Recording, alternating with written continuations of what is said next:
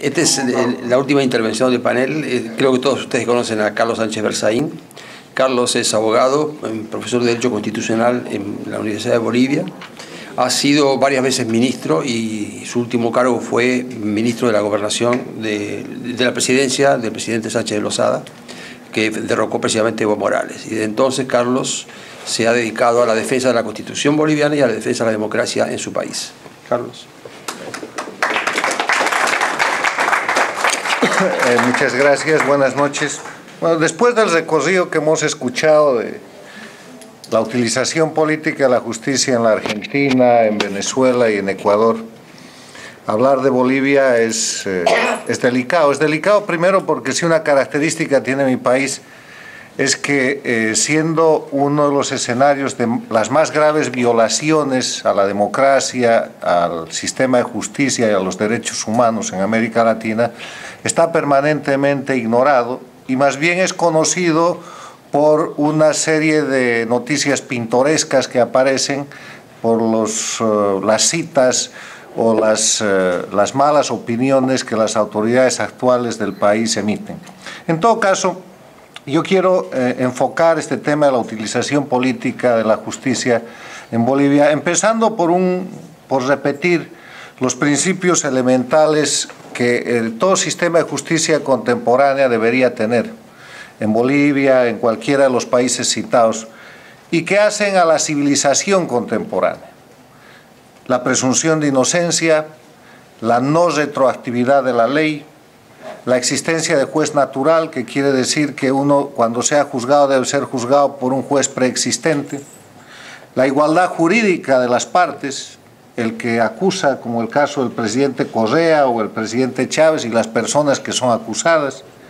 el debido proceso, que es el conjunto de garantías que tiene que tener cualquier enjuiciamiento,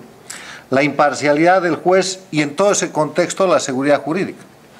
Todos estos enunciados son además parte de los derechos fundamentales del ser humano, son derechos humanos. Y es precisamente este conjunto de principios los que el gobierno de Bolivia actual y los gobiernos del denominado Acuerdo del ALBA o socialismo del siglo XXI han sistemáticamente destrozado e ignoran sistemáticamente, porque a partir de esa violación de los principios elementales de la justicia han construido sistemas para que la justicia se vuelva una herramienta más del manejo político para neutralizar, para amedrentar, para perseguir y hasta para eliminar a los adversarios políticos que se les pueden presentar. En Bolivia se podía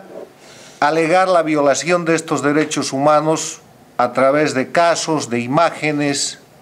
hacer planteamientos de hecho para acreditar que esto estaba pasando. Pero esa etapa ya ha sido superada en mi país. Las cosas que ustedes han escuchado de la Argentina, de Venezuela y del Ecuador existen en Bolivia, por decenas, por centenas. Pero la violación a estos principios fundamentales y a los derechos humanos está escrita en las leyes que el gobierno boliviano de Evo Morales emite. La Constitución Política del Estado de Evo Morales, en el artículo 123, dice: a tiempo de proclamar el principio de retroactividad de las leyes, se prevé excepcionalmente que se aplicará la retroactividad de la ley en materia de corrupción para investigar, procesar y sancionar los delitos cometidos por servidores públicos contra los intereses del Estado. O sea, la Constitución está diciendo que hay retroactividad de la ley cuando una persona que no sea del agrado del gobierno pueda ser acusada de haber cometido o como funcionario público o como particular delitos que sean de materia de corrupción. Pero además de eso, emiten una ley que es la ley 04 de este nuevo régimen, la cuarta ley del nuevo Estado que han creado, el Estado plurinacional, plurinominal, la República Plurinominal de Bolivia, que dispone la aplicación retroactiva de las normas previstas por el artículo 25, numerales 2 y 3, que al crear los tipos penales de enriquecimiento ilícito y el enriquecimiento ilícito de particulares, hace que esa retroactividad sea presumida. Esta misma disposición legal, la ley de lucha contra la corrupción la llaman, presume la culpabilidad de la gente que haya cumplido estas funciones. O sea, que lo que el gobierno de Bolivia hace es que cualquier ciudadano que sea de su desagrado político puede ser acusado retroactivamente de un hecho que no era delito en el momento adecuado y no necesita presumir la inocencia porque se está presumiendo la culpabilidad por la ley. Conclusión, la violación de los derechos humanos en Bolivia y el fundamento legal, entre comillas, para la utilización política de la justicia está en las leyes. La violación de los derechos humanos en Bolivia no es una cuestión de hecho, es de puro derecho, como sucede en Cuba y en los países totalitarios, donde de solo leer la ley, la gente sabe que eso es algo que está violentando cualquier principio legal, humano y de equidad o de justicia. ¿Cómo ha sucedido este proceso del uso político de la justicia en Bolivia? Ha sido un proceso de institucionalización. Ha empezado primero con la satanización de los políticos tradicionales con gran entusiasmo de la opinión pública y de la prensa, sin saber esa opinión pública y esa prensa que después iban a ser víctimas del fenómeno que habían puesto a correr. Intimidación, persecución y represión y mecanismos de acusar al adversario político fundamentalmente, después entrarían empresarios, después entrarían aliados políticos, después entrarían periodistas, después entrarían abogados, después entraría la Iglesia Católica y otras instituciones, acusar a esa gente de la comisión de delitos típicos que son excretables por la opinión pública y que tienen como objetivo fundamental el asesinato de la reputación del individuo ante la opinión pública nacional e internacional. Esos delitos son genocidio, terrorismo y corrupción. El que no ha matado ha sido un terrorista y el que no está en esas dos figuras es un ladrón.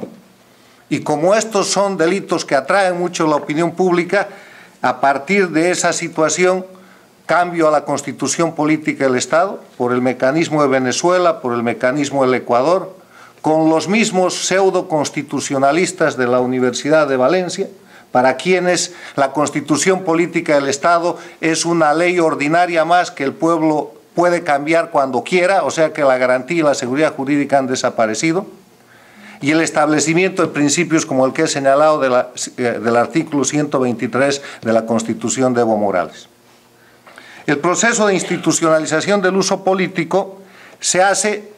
para que el pueblo, para que la gente primero se asuste. El miedo, la intimidación es un elemento importante de estos gobiernos. Y para que haya miedo tiene que haber ejemplo. Hay que sentarle la mano a dirigentes políticos, a opositores, a empresarios renuentes, a abogados que patrocinan a esta gente, a periodistas que escriben por esos hechos. Y eso ha pasado y pasa en Bolivia y lamentablemente no se sabe, como gracias a Dios se puede saber en casos como los que hemos escuchado de Ecuador, en el caso de Emilio Palacios, El Universo, de Juan Carlos Calderón, o en casos de Venezuela que defiende el doctor aquí presente.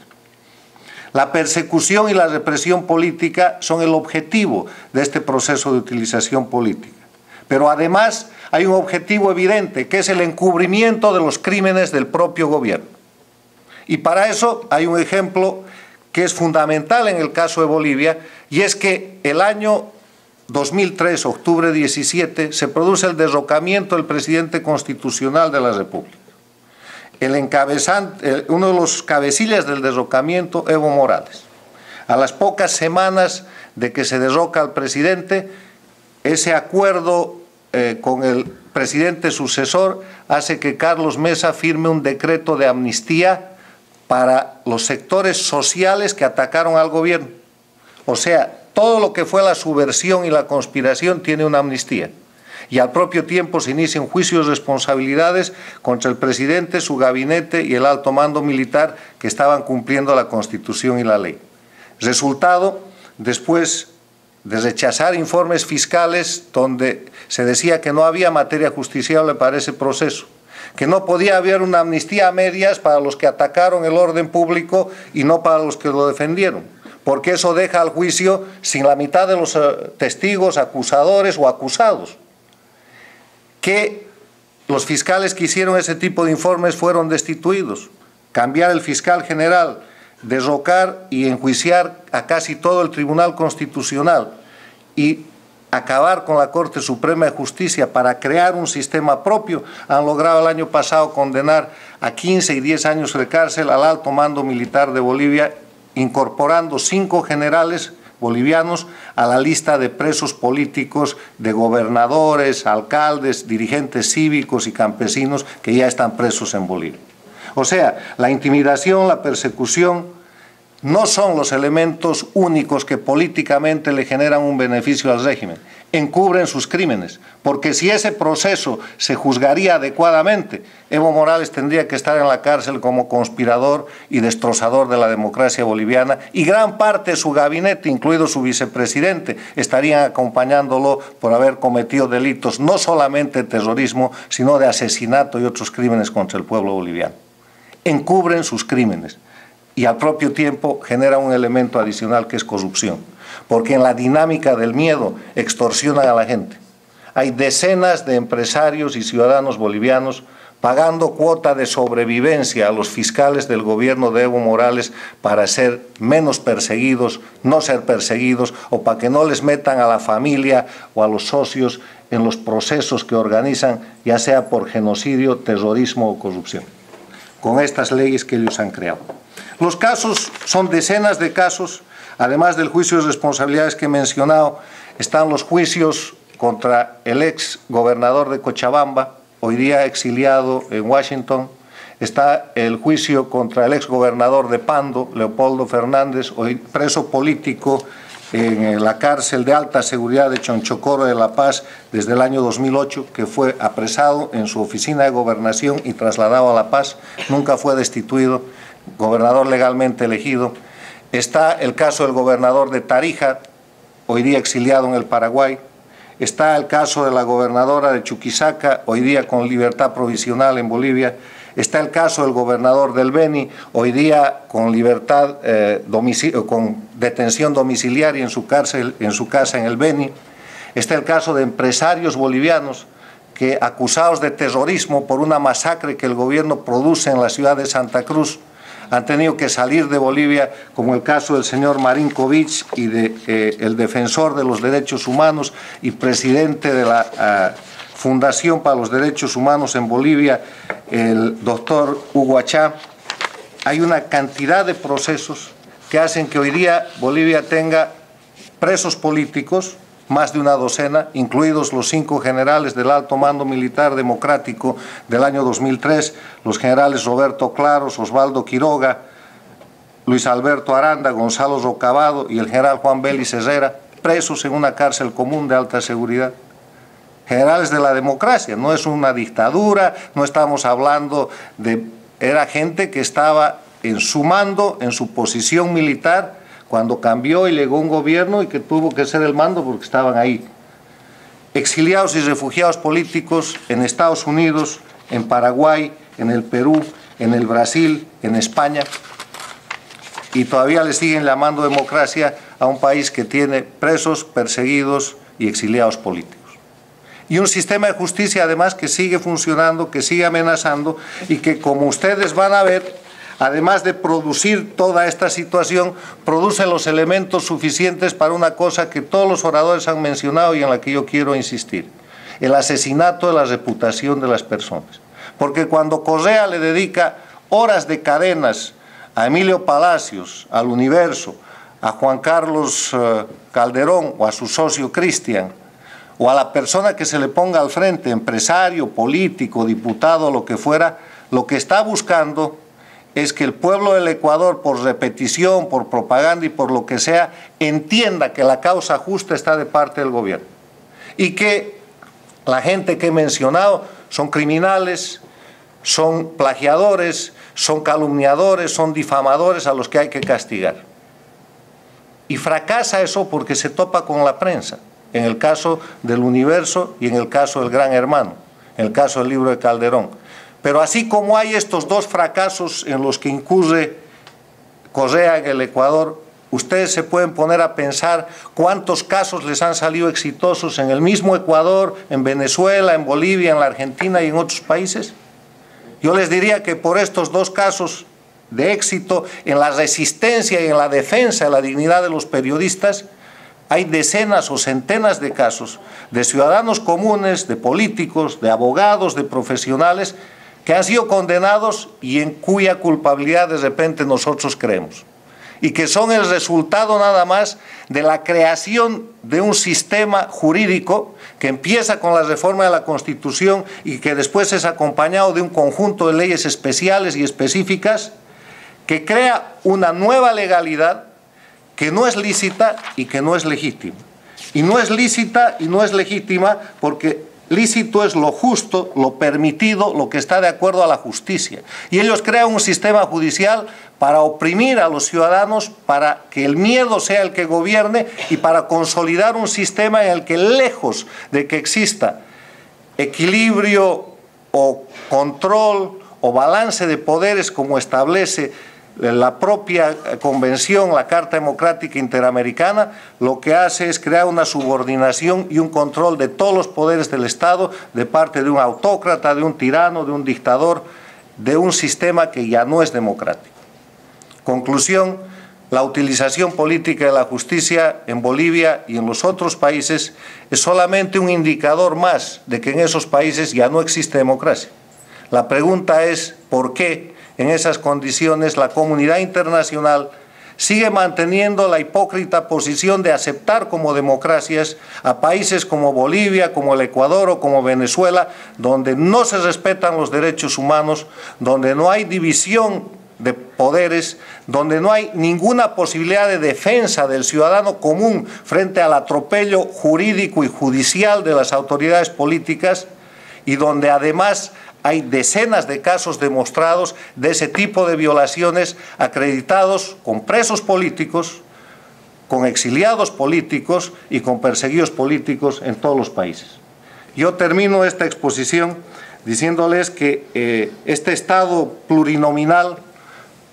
donde está el territorio donde antes existió Bolivia, no es la Bolivia que todos ustedes han conocido. Este es un país intervenido, que es parte de un proyecto transnacional formado por el eje Caracas-La Habana, por la Cuba de los Castro y la Venezuela de Chávez, que se ha extendido a esos espacios territoriales donde ha aplicado lo que aquí se ha dicho es una franquicia, que no es otra cosa que una cartilla de ejecución de un proceso de dominación, amedrentamiento de las poblaciones y consecución del poder total. Pero también les digo que esos procesos están decaídos, porque se han topado con algo que es muy importante. Para el control total el establecimiento total de una dictadura y el control total del poder, se necesitan por lo menos 5 elementos. Controlar el poder ejecutivo, el legislativo y el judicial, y formalmente controlan los 3 poderes. Controlar la prensa, han logrado niveles de control muy importantes. Se han apoderado de medios de comunicación, a la buena o a la mala, han sometido a dueños de medios de comunicación, han comprado, como en mi país, como ha sucedido con el periódico La Razón y cadenas de televisión, medios de comunicación, o simplemente se han apropiado de medios de comunicación, como ha sucedido en el Ecuador, en Venezuela y en Bolivia, con canales de televisión, periódicos, radios, a través del control de las licencias, pero no han logrado controlar el último elemento que se llama opinión pública, que es el mecanismo que los está derrotando. Van de caída y van de caída porque la opinión pública está creciendo, los rechaza, y el proceso que ellos han utilizado repetidamente para consolidarse y para perpetuarse en el poder, que es el proceso electoral, un día les va a salir al revés, aunque ellos manejen el fraude. Porque es ese cansancio del ciudadano común, ese conocimiento de esta realidad, la que ha de hacer que países como los nuestros rescaten la democracia. Yo termino pidiendo que me regalen 50 o 60 segundos para ver al magistrado más importante del Tribunal Constitucional de Bolivia, que también es un tribunal elegido, como ha pasado en el Ecuador, como tratan de hacer en Venezuela,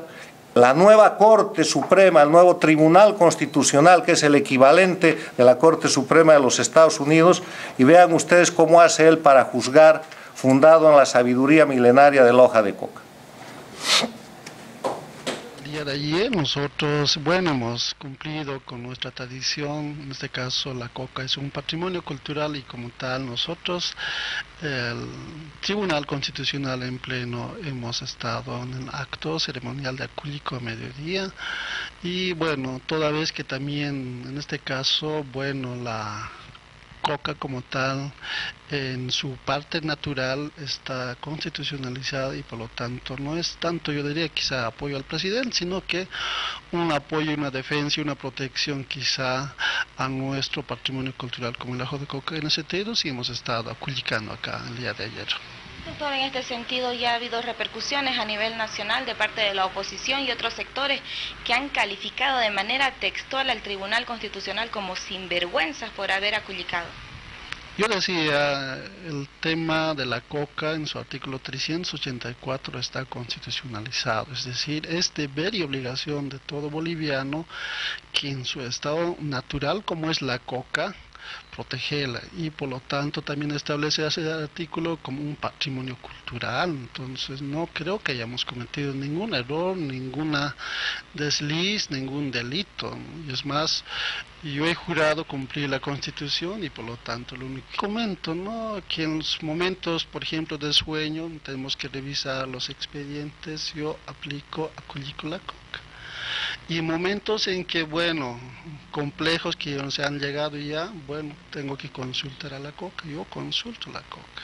Para mí la hoja, además de lo que establece la Constitución, es un buen símbolo, digamos, una acción tutelar, en este caso puede ser un amparo constitucional. Entonces, bueno, aquí están las opciones A, B, entonces bueno, entonces ahí se consulta la coca por decir, bueno, vamos a fallar en sentido positivo o negativo de la parte impetrante. Entonces bueno, digamos que es la parte positivo o negativo, ¿no? Entonces acá en todo caso empezaremos, ¿no? Por ejemplo, aquí ya sale, la coca sale. Como verá, yo no en este caso la coca esta, ¿no? Así dicta la sentencia en el Tribunal Constitucional. Es probable que esa sentencia sea más justa que si la decidiera por su cuenta. Por favor, acompáñenme a agradecerle a nuestros panelistas por la jornada de esta noche.